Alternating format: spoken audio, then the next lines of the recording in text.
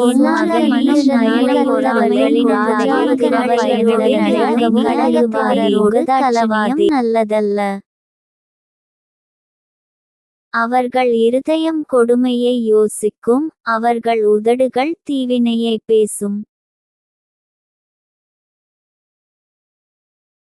வீடு ஞானத்தினாலே கட்டப்பட்டு விவேகத்தினாலே நிலைநிறுத்தப்படும்.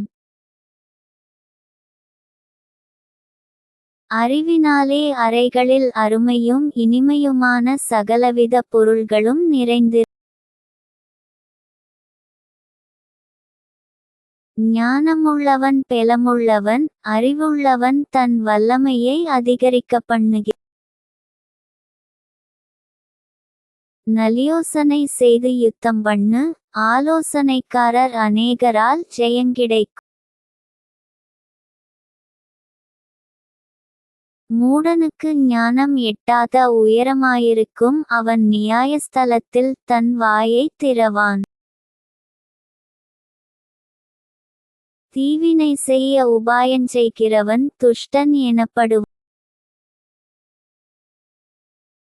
தீநோக்கம் பாவமாம், பரியாசக்காரன் மனுஷருக்கு அருவருப்பானவன். ஆபத்து காலத்தில் நீ சோர்ந்து போவாயானால் உன் பெலன் குறுகின். மரணத்துக்கு ஒப்பிக்கப்பட்டவர்களையும் கொலையுண்ணப் போகிறவர்களையும் விடுவிக்க கூடுமானால் விடு. அதை அறியோம் என்பாயாகில் இருதயங்களைச் சோதிக்கிறவர் அறியாரோ? உன் ஆத்துமாவை காக்கிறவர் கவனியாரோ? அவர் மனுஷருக்கு அவனவன் கிரியைக்குத்தக்கதாக பலனளியாரோ? என் மகனே, தேனைச் சாப்பிடு, அது நல்லது, கூட்டிலிருந்து ஒழுகும் தேன் உன் வாய்க்கு இன்பமாயிருக்கும்.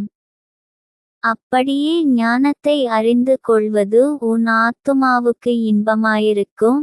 அதை பெற்றுக்கொண்டால் அது முடிவில் உதவும், உன் நம்பிக்கை வீண்போகாது. துஷ்டனே, நீ நீதிமானுடைய வாசஸ்தலத்துக்கு விரோதமாய்ப் பதிவிராதே, அவன் தங்கும் இடத்தை பாழாக்கிப் போடாதே.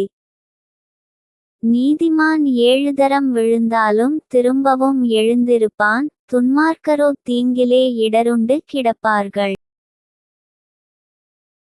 உன் சத்துரு விழும்போது சந்தோஷப்படாதே, அவன் இடரும்போது உன் இருதயம் களிகூராதிருப்பதாக.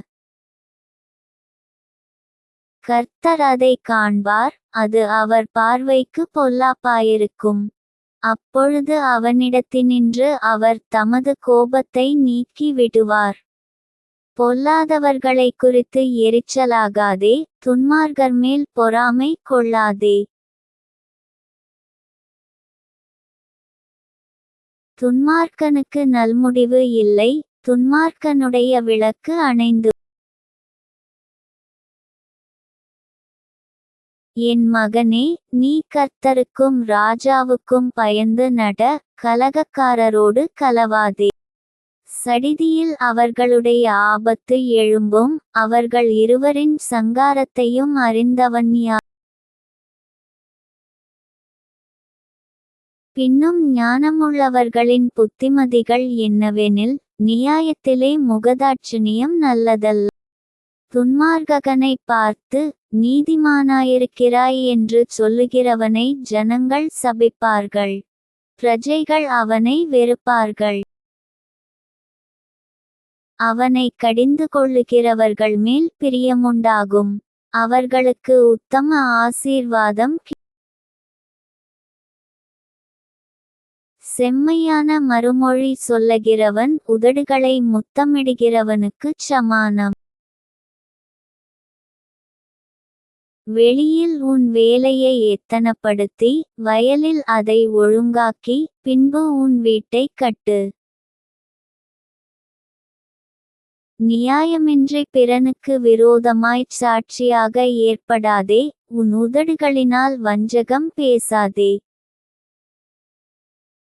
அவன் எனக்குச் செய்த பிரகாரம் நானும் அவனுக்குச் செய்வேன், அவன் செய்கைக்குத்தக்கதாக நானும் அவனுக்குச் சரிக்கட்டுவேன் என்று நீ சொல்லாதே.